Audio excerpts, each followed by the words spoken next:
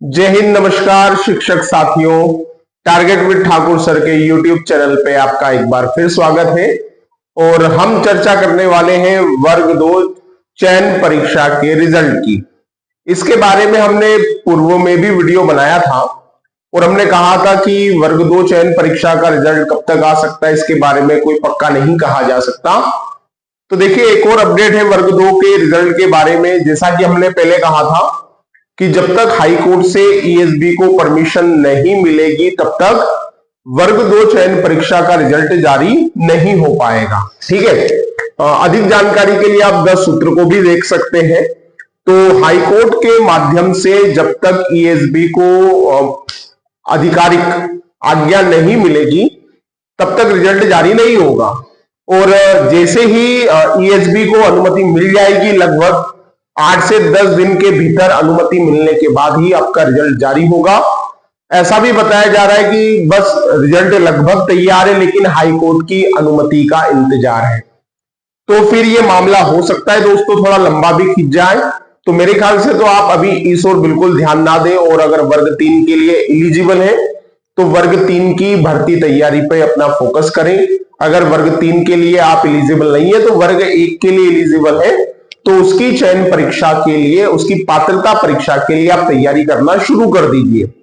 इसके साथ अन्य राज्यों की वैकेंसी, जैसे राजस्थान की वैकेंसी निकली हुई है, उत्तर प्रदेश की वैकेंसी निकली हुई है, तो उस ओर भी अगर अपना अभी आप ध्यान दीजिए। अगर आप ना तो वर्ग 3 के लिए एलिजिबल है ना आप वर्ग 1 देना चाहते हैं तो आप उस ओर अपना ध्यान दे सकते हैं, क्योंकि अब वर्ग 2 वापस आना तो बहुत जल्दी आना तो संभव नहीं है, उसका तो एक समय निर्धारित होगा।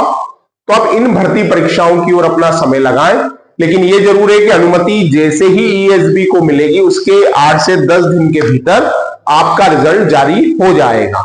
दूसरी सबसे महत्वपूर्ण बात कि सर हमने संस्कृत से पात्रता क्वालिफाई की थी तो हम फॉर्म नहीं भर सकते हैं क्या? देखिए दोस्तों, अभी तक ऐसी कोई दिक्कत नहीं आ रही है। चाहे आपने संस्कृत से पात्रता क्वालिफाई की है या उर्दू से पात्रता क्वालिफाई की है, उसका इससे कोई लेना देना नहीं है।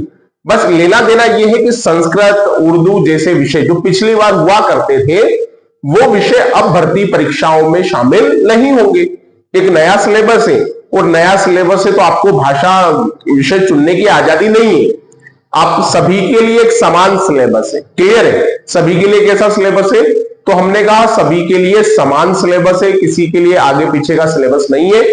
और दोस्तों मैं ये कह रहा हूं कि अगर सिलेबस चेंज हुआ है तो कहीं ना कहीं अच्छा है, इसे आप पॉजिटिव कदम माने। पॉजिटिव क्यों माने? क्योंकि पिछला सिलेबस जो है आपको पता होगा कई सालों से लोग उस सिलेबस की तैयारी कर रहे थे, कहा सिलेबस यही रहेगा। कोर्स लॉन्च करने वाले भी उसी सिलेबस के अनुसार तैयारी करवा रहे थे। अगर सिलेबस चेंज हुआ है तो आज सभी लोग एक ही जगह से कॉम्पीट शुरू कर रहे हैं, क्योंकि सभी के सारे सब्जेक्ट उतने अच्छे हैं क्या ये कहना मुश्किल है। तो इसलिए आप बहुत अच्छे से प्रिपरेशन करें, अपना ध्यान इस ओर ना लगाए। तो वर्ग 2 के अभ्यर्थी अभी इंतजार करें, रिजल्ट आने में समय लगेगा और वर्ग 3 के अभ्यर्थी बिना किसी चिंता के अपनी तैयारी को आगे बढ़ाएं। चाहे वो संस्कृत से क्वालिफाई थे, उर्दू से थे, वो पात्रता थी। अब चयन परीक्षा है, चयन परीक्षा में सभी के लिए समान विषय है। इस चिंता से आप मुक्त रहिए, किसी भी तरह की चिंता मत कीजिए। और हम आपके लिए समय समय पे अर्थशास्त्र और राजनीति और हिंदी के वीडियो आपके लिए ला रहे हैं। आज भी एक और वीडियो आपको अर्थशास्त्र का देखने को मिलेगा जिसमें हम जीडीपी की चर्चा करेंगे। तो मिलेंगे शीघ्र ही नए वीडियो में, तब तक के लिए जय हिंद, जय भारत।